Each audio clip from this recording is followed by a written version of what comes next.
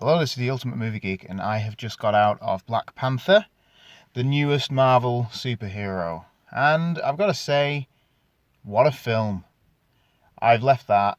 The hype is real. It is an exceptional Marvel film. They seem to be getting better as they go, which is good, seeing as Infinity War is a few months away. What stood out for me for this was the acting.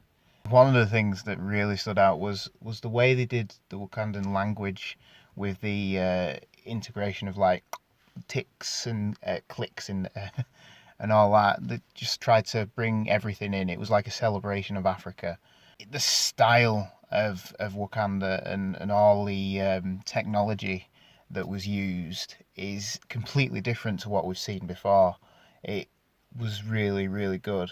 The story seemed fairly familiar, with me thinking along the lines of it's a little bit Lion King-esque, which could maybe say that this could be a better live-action Lion King remake than the one that we're going to get in a year or so. But other than that, it was really, really, really entertaining. From the opening, where you see the history of Wakanda and how the I can't remember what vibranium ended up on Earth. That it was done in a way that, again, it has been done before in other DC films, and like Man of Steel, with the opening, with the recap of who Zod was and all that. It was very stylized and done in the way that Wakanda's supposed to be. It was very, very good. Since from a few films ago, I feel like the villains are getting better for Marvel. They still seem to fall into the same problems, but other than that, they're not just bad guys out to get what they want. There's more depth to them than there has been in a lot of the films.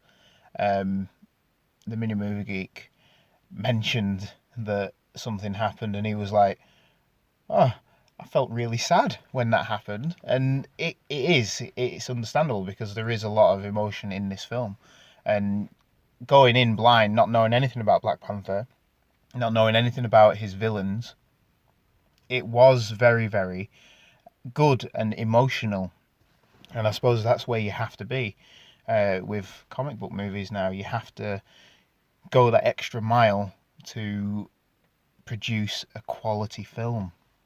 Um, all the actors seem to do really well in the roles. You knew who everyone was. You knew what the relationship to Black Panther was, and it worked really, really well. Enjoyed the little nod to James Bond in the film.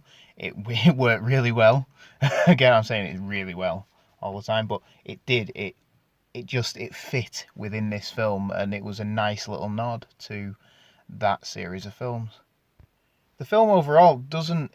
All it really does is introduce us to the technology of Wakanda and what that technology will be used for in Infinity War.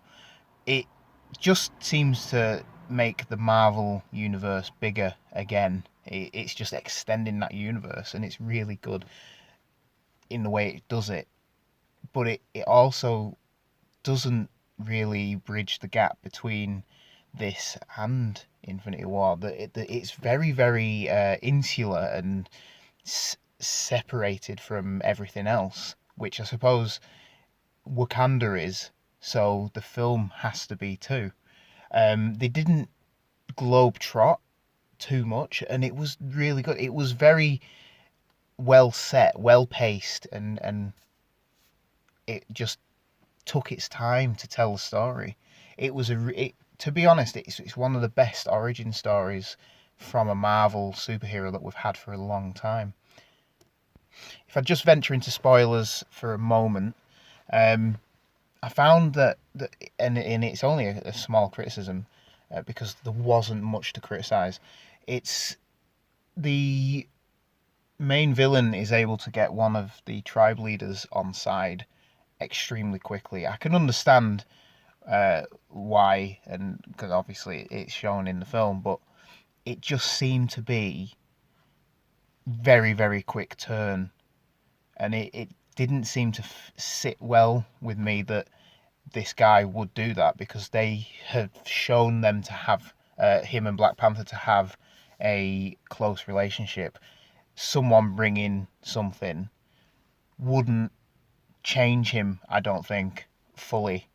And I suppose, I don't really want to get into spoilers, but I think that was one of my main criticisms of the film. I don't really think there's much else. Other than that, I think the other criticism was probably just the use of the villains, or at least one of the villains, and how it's just fallen into that Marvel trope, villain trope, which is unfortunate, because there is some good villains in Marvel, and they just seem to be used and then thrown aside. But yeah, I hope that's not too much of a spoiler.